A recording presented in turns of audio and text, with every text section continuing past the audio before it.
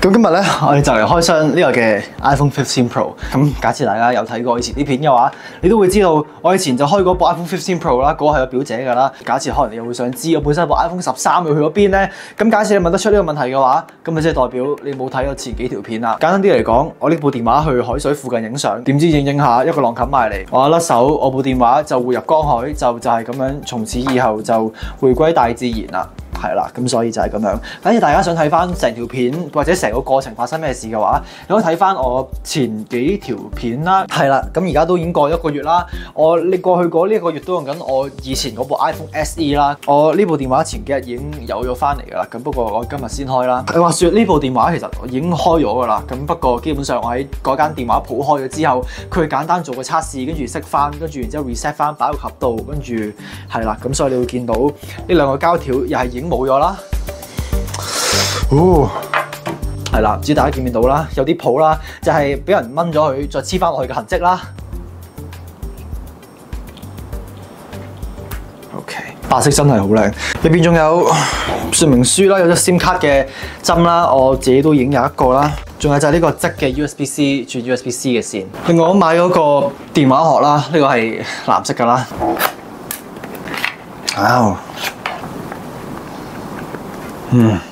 唔錯，就係咁啦。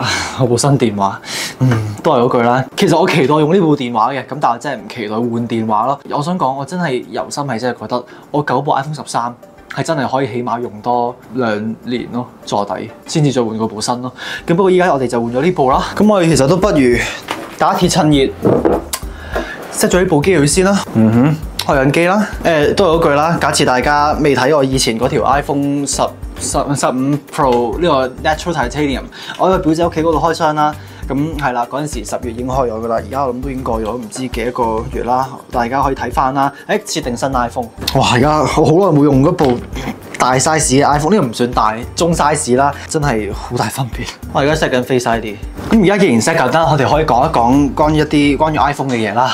咁我用咗呢部 iPhone SE 咧，都用咗諗大概1個月到。呢個2020年嘅 SE 啦，我喺佢啱啱出嗰陣時已經開始用㗎啦。呢部電話其實嗰陣時我冇乜問題嘅。咁不過由一部呢個 size 嘅 iPhone downgrade 呢個 size 嘅 iPhone， 同埋入邊嘅功能之類嗰啲都真係一個好大嘅downgrade啦。雖然呢個downgrade係我自己攞嚟㗎啦。咁不過總結翻呢部 iPhone， 我覺得對比起用翻 Pro 嘅 iPhone 嘅一啲體驗咧，一啲心得咧，首先啦，顧名思義啦，個 mon 細好多啦，同埋我覺得啲字有陣時都真係太細得滯，出到街個 mon 都唔係好光啦，因為最主要佢係一個 LCD 嘅屏幕，同埋佢嘅電池都真係都用得幾快咯，其實即係同埋有陣時我會將佢擺喺我嘅無線插電器度啦。雖然嗰個係 MagSafe 咁，不過佢都可以照無線插電。通常嘅情況就係有陣時隔咗成晚，佢一係就冇插電，一係就中途停咗，跟住搞到第二朝返學前嗰15分鐘我就即刻駁線快插咁樣。相機其實我都還好嘅，咁不過我覺得一啲錄影嘅質素多鏡頭始終冇啦，同埋都經常性過熱咯。所以我呢1個月我都基本上冇帶電話殼。同埋講開咧，即係話説我將部電話未即係唔小心一個唔該俾浪冚走咗嘅。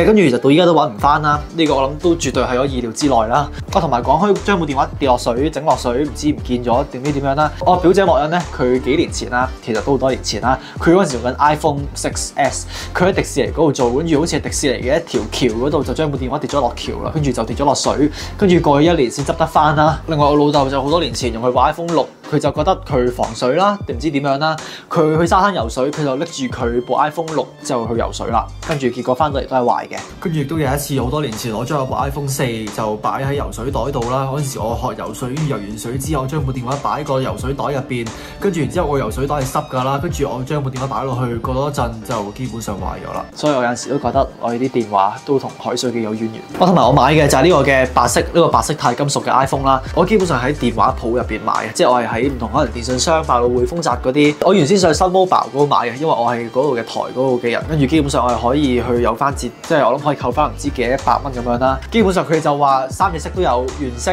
黑色、藍色。3隻色都有，就係冇白色。嗰買好似可以平到500蚊。我原先諗住放棄去買翻原色嘅，咁不過我都發覺自己幾中意白色，我都唔知點解。跟住我阿爸阿媽就說服我，算啦，睇多幾間先啦，可能有一平啦，可能第二間有白色咧。跟住我哋去咗唔同嘅地方啦，即係我哋去咗邊啊？我哋除咗Sun Mobile之外，我哋仲去咗豐澤、百老匯、中移動，真係咁多間咧。除咗蘇寧係一部256G嘅 iPhone 15 Pro 都冇之外，其他全部都有256G，全部都有原色、黑色、藍色，全部就係冇白色。唔知點解我都估唔到我唔知係咪因為白色好搶手定係點樣啦，同埋我都好意外白色會竟然搶手咯，因為我覺得大家可能都係想要原色啊、藍色啊，即係白色呢啲咁經典嘅顏色，可能冇乜人會揀啦，即係唔多人會揀啦。但係竟然偏偏受慶嘅就係白色咯。咁呢個白色係邊度得翻嚟嘅咧？話說我去咗維信啦，佢哋咧就有白色嘅 iPhone 啦。咁不過咧，基本上佢哋好似淨係得200蚊優惠啦，相比起 Sun Mobile 好似有500蚊咁樣。跟住我哋就係啦，我阿爸阿媽，唉算啦，雖然都貴咗300蚊，要啦。咁我咁想要白色係咪先？我同埋而家 iPhone 15 Pro 目前呢個階段，亦都係唯一一部支援 Apple Intelligence 嘅 iPhone 咯，同埋 iPhone 15 Pro Max， 佢需要一個 A17 Pro 嘅晶片先去支援。我有啲好奇佢竟然係唔支援 A16嘅晶片或者 A15，所以 iPhone 15就算最基本嗰隻都係唔支援，咁所以呢個的確有啲意外啦。另外其實我都知 iPhone 16都就係出嚟啦，即係我諗大概2-3個月後，我真係想講2-3年後。我阿爸阿媽原先問我，你會唔會考慮等埋 iPhone 16我哋先再買咧？咁不過我話唔得，我實在太中意影相，同埋我粒電都真係災難級，同埋我呢個暑假我至少都要影翻幾輯相先啦，即係我都會去唔同嘅地方，都要幫人影相，都要幫我自己影相，都要拍片嗰啲。咁我暫時我呢部電話係暫時係頂唔順㗎咯，真係。